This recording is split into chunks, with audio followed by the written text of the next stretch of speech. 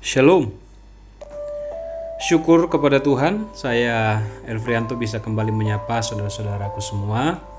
Selamat datang kembali dalam God's News Channel. Saya bersyukur dan saya berdoa kiranya setiap kita ada dalam kondisi yang baik hari-hari ini. Sebelum kita mendengarkan dan merenungkan firman Tuhan, mari kita persiapkan hati, kita berdoa. Terima kasih untuk anugerah-Mu Tuhan Yesus, kami boleh ada sampai saat ini. Tuhan memberikan kekuatan, kesehatan bagi kami, sehingga pada kesempatan ini kami boleh kembali bersama-sama untuk menyiapkan hati, mendengarkan dan merenungkan kebenaran firman-Mu. Tuhan tolong kami, agar kami dapat mengerti setiap firman yang Tuhan mau sampaikan bagi kami. Di dalam nama Tuhan Yesus Kristus, kami berdoa dan kami sambut firman-Mu. Amin. Baik kekasih Tuhan, pembacaan firman Tuhan kita pada hari ini terambil dalam Injil Matius pasal yang ke-16 ayat yang ke-24. Firman Tuhan berkata, "Lalu Yesus berkata kepada murid-muridnya, 'Setiap orang yang mau mengikut aku, ia harus menyangkal dirinya, memikul salibnya dan mengikut aku.'" Puji Tuhan, saudara. Kekristenan bukan tujuan utama dalam kehidupan kita. Kekristenan bagi orang Kristen bukan akhir yang akan menentukan keselamatan kita. Ada banyak orang Kristen merasa cukup hanya dengan beragama Kristen, cukup ketika ke gereja, cukup ketika berdoa, cukup ketika membaca Alkitab. Kekristenan bukan ditentukan dari setiap kata amin terhadap firman Tuhan yang mungkin kita baca atau kita renungkan setiap saat. Namun kekristenan sejatinya adalah hidup seperti apa yang Tuhan inginkan dari kita sebagai pengikutnya. Nah, hari ini kita akan melihat ada 3 hal yang Tuhan sampaikan kepada setiap kita jika kita ingin menjadi pengikut Kristus yang sejati. Poin yang pertama, Yesus katakan bahwa setiap orang yang mau mengikut aku. Mengikut Tuhan adalah sesuatu yang harus kita putuskan atas dasar kesadaran bahwa kita mau, karena kita siap untuk mengikut Dia. Mengikut Tuhan seharusnya tidak boleh dipaksa. Mengikut Tuhan seharusnya lahir dari hati nurani kita dan dibuktikan melalui tindakan kita. Menjadi pengikut Kristus artinya kita mengikut Dia sama seperti domba yang mengikuti dan mendengarkan suara gembalanya, seperti prajurit yang mengikuti komandannya.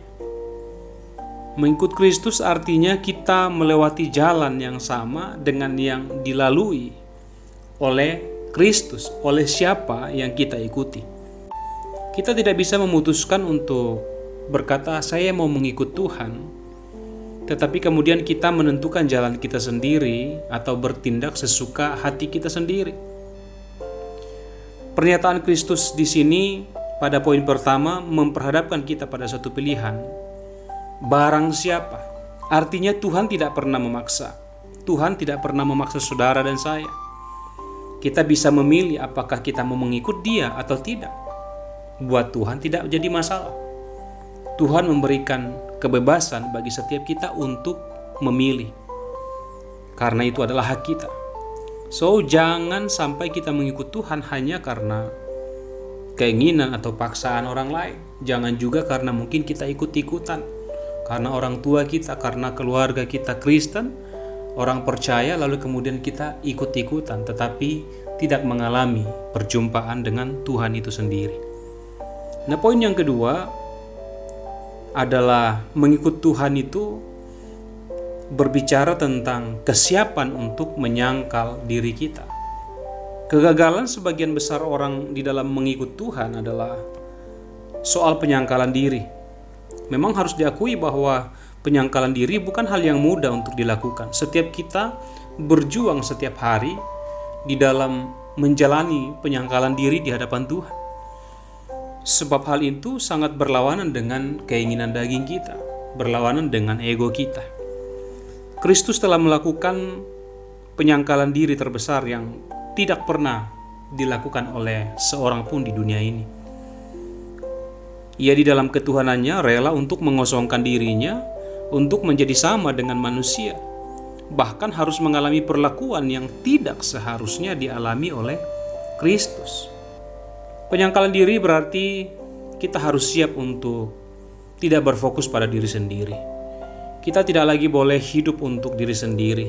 Kita tidak lagi boleh menyenangkan diri sendiri, sebab kita berada di bawah satu aturan sebagai syarat yang harus kita penuhi dari pilihan kita untuk menjadi pengikut Kristus. Kita tidak bisa menjadi pengikut Kristus lalu kemudian kita tetap memilih untuk memuaskan keinginan kita dan melanggar aturan-aturan yang Tuhan tetapkan agar kita mentaatinya. Penyangkalan diri ini merupakan jalan yang sesat dan sempit. Itu sebabnya jarang orang yang mau melaluinya. Tidak ada orang yang mau berjalan di jalan yang bersesak-sesakan. Kecenderungan kita mau memilih jalan yang terlihat lebar, terlihat luas, dan sepertinya kita bebas untuk melakukan segala sesuatu di sana. Kita bisa berlari, bahkan kita mungkin bisa melompat-lompat dan lain sebagainya. Jadi, jalan mana yang kita pilih? Maukah kita berjalan di jalan yang sempit itu, ataukah kita lebih memilih untuk berjalan di jalan yang lebar? Poin yang ketiga adalah memikul salib kita. Saudara, salib berbicara tentang harga yang harus kita bayar sebagai orang percaya, sebagai orang Kristen, sebagai orang-orang yang mau mengikut Tuhan. Salib adalah sesuatu yang tidak boleh terpisahkan dari kehidupan orang percaya. Memikul salib ini berbicara tentang kesiapan kita sebagai pengikut Kristus untuk berkorban dan menderita demi kebenaran. Berkorban berarti kita siap untuk memprioritaskan kebenaran bagi kemuliaan Tuhan. Nah, saudara yang dikasihi Tuhan, tidak ada pilihan lain untuk mengikut Tuhan. Salib adalah hal yang mutlak bagi orang percaya. Salib adalah hal yang harus bagi orang-orang yang siap untuk mengikut Tuhan. Salib bertujuan untuk mengingatkan setiap kita tentang kematian Kristus di atas kayu salib, yang seharusnya membuat kita siap untuk memikul salib itu sendiri. Saudara, setiap murid yang mau mengikut Tuhan harus memikul salib masing-masing. Dan setiap salib, setiap orang tentunya berbeda-beda sesuai dengan kapasitas, sesuai dengan kemampuan yang Tuhan sudah taruh dalam kehidupan kita. Sebab Dia berfirman bahwa pencobaan-pencobaan yang kita alami tidak melebihi kekuatan kita. Artinya, memikul salib, menyangkal diri bukanlah sesuatu yang sulit, bukanlah sesuatu yang tidak mungkin untuk bisa kita lakukan. Sebab Dia sendiri yang memberikan kekuatan, Dia sendiri yang memampukan kita. Dan percayalah bahwa salib dan penyangkalan diri bertujuan untuk memurnikan kehidupan kita, bertujuan untuk menjadikan kita sebagai orang-orang Kristen yang berkualitas di hadapan Tuhan. Tuhan Yesus memberkati kita semua. Mari kita berdoa. Tuhan, kami bersyukur bahwa kami memberi diri untuk mengikut Engkau dalam kehidupan kami. Mampukan kami Tuhan untuk hidup di dalam penyangkalan diri hari lepas hari. Bahkan juga mampukan kami untuk memikul salib kami, agar kami bisa hidup sesuai dengan apa yang Tuhan mau dalam kehidupan kami. Biarlah kami tidak hidup untuk diri kami sendiri, tetapi kami boleh memandang kepada Kristus yang kami ikut setiap saat. Kristus adalah pribadi yang harus kami teladani. Jalan Kristus adalah jalan yang harus kami lalui setiap saat. Ajar setiap kami yang mendengarkan firman Tuhan ini, mampukan kami supaya kami boleh menjadi pelaku-pelaku firman-Mu. Di dalam nama Tuhan Yesus Kristus, kami berdoa, kami bersyukur kepada Bapa di sorga. Amin. Nah, puji Tuhan, saudara dikasihi Tuhan, demikian firman Tuhan pada kesempatan hari ini. Saya percaya bahwa firman ini boleh menguatkan kita, boleh memampukan kita untuk kembali melihat kehidupan kita. Sudah sejauh mana kita melangkah?